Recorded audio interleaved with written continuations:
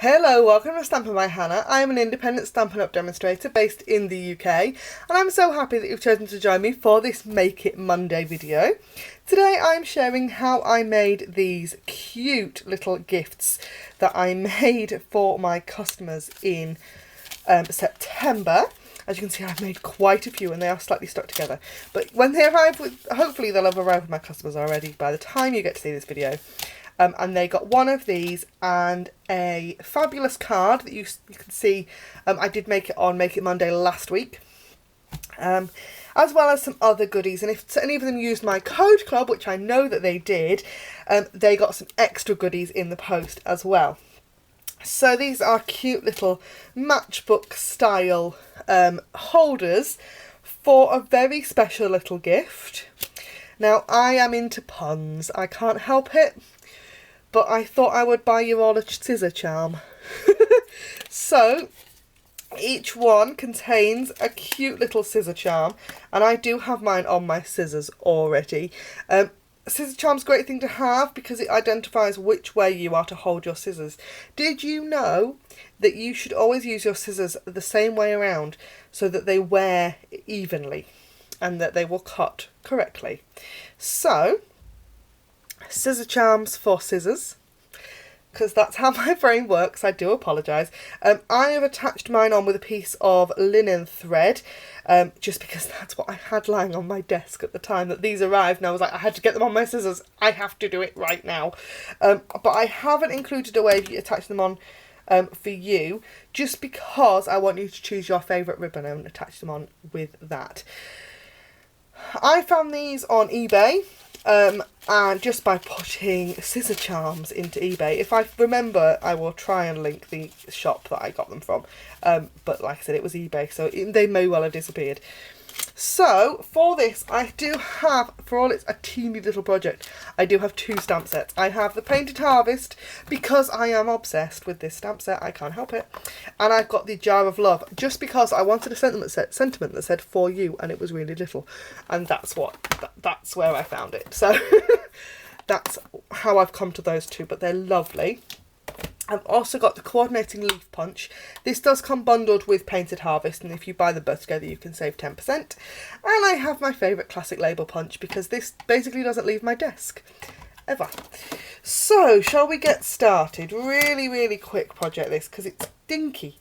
I have a piece of early Espresso cardstock that measures 14.8 centimetres by 5 centimetres, or 5 and 3/4 inches by 2 inches, and we are going to score it on the long side. And I've left my trimmer across the other side of the room.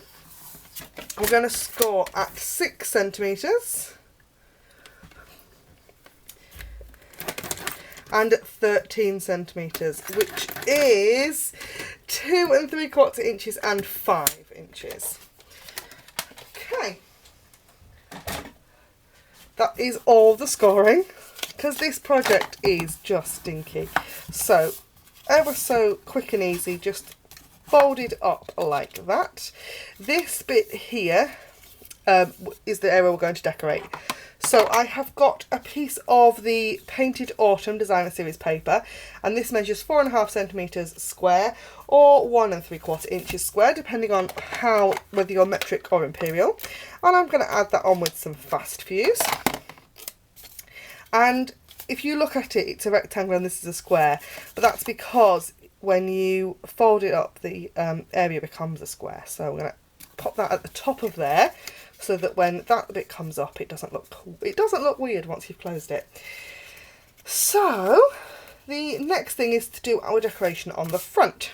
I've got a piece of Whisper White, and I have got the leaf stamps from that Painted Harvest, and this is a 2-step stamp. So you have the solid stamp and then the more detailed one, and one of the colours in this Designer Series paper, for all it's not actually on this particular sheet, is Garden Green. So I have grabbed my Garden Green ink pad, and I'm going to grab a bit of scrap paper just because I need to stamp this one off once.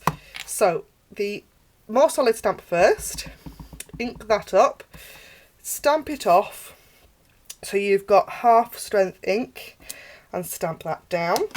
And then we're going to go in with the more detailed stamp and do that one in full strength. Now these do line up really, really easily, very pretty. Then I have got that For You sentiment from Jar of Love, and I'm going to stamp that with Tangerine Tango, which is another one of the colours in that designer series paper pack. If you want to know which colours are in each pack of designer series paper, there are 2 ways of doing it. Actually, technically there are 3 ways of doing it. One, if you have a copy of the physical catalogue, you can go to that pack of paper in the catalogue and it will list the colours underneath. You can do exactly the same if you search for them on the on my online store, link in the down bar below, or if you have the pack of paper, there is a label on the front and it tells you what colours there are. And it's always a good idea, if you're buying a pack of paper, to have a look and see what colours are in it, so then you can coordinate. So you can buy the inks that match, or the cardstock that matches, and then you've got coordinated projects. And that's one of those things that I really love about Stampin' Up, is that you can always, there's always some element of coordination. So we have a leaf punch and a coordinating stamp. How cool is that? And then I'm going to just punch out the sentiment with the classic label, like so. And then it's really quite quick and easy, simple case of putting everything together. So my leaf, I'm going to pop some fast fuse on the back of. Ooh. You could do this with wet glue. I generally use fast fuse just for speed purposes, particularly when I am making a lot of them. I then know that they're all going to stick and stay stuck. So I'm going to add some fast fuse onto the back of my sentiment as well. And I'm just going to pop that up near the top of that bottom flap. Then I need the 1/8 inch handheld punch. These are still in the catalogue. They are hidden on the punch page, but they're so handy. And I'm going to punch 2 holes in the kind of back of our matchbook holder. I've then got a piece of linen thread, which is my favourite. It has featured in just about every video recently. I do apologise for that, but I don't, because I love it. I'm going to thread my charm onto that linen thread, like so, and then I'm going to feed both of these, one through each of these holes, like that. And then I just want to position my charm, turn it over, and I'm going to tie a knot. Now I'm only going to tie it loosely, because if you tie it too tightly, obviously you'll end up with your charm right at the top, and I don't want that. I do want it to be able to hang just nicely like that. I'm going to just trim the ends, otherwise you've got linen thread coming all over the place. Now I am expecting you to chop your charms off of your card. That is what I want you to do. I want you to get it on your scissors. So once we've added our charm there on the inside, we're going to fold it up like that, and we are going to staple it. And this is my standard desk stapler, right near the bottom. So we're literally just through those 2 pieces. We're not stapling this piece in as well, and then it will lift out. And that is my really quick and simple, easy gift for my customers last month. They all got one of these scissor charms. Thank you ever so much for joining me today. If you have seen anything you like in this video, they can be purchased. Everything I use in my videos can be purchased from my online store.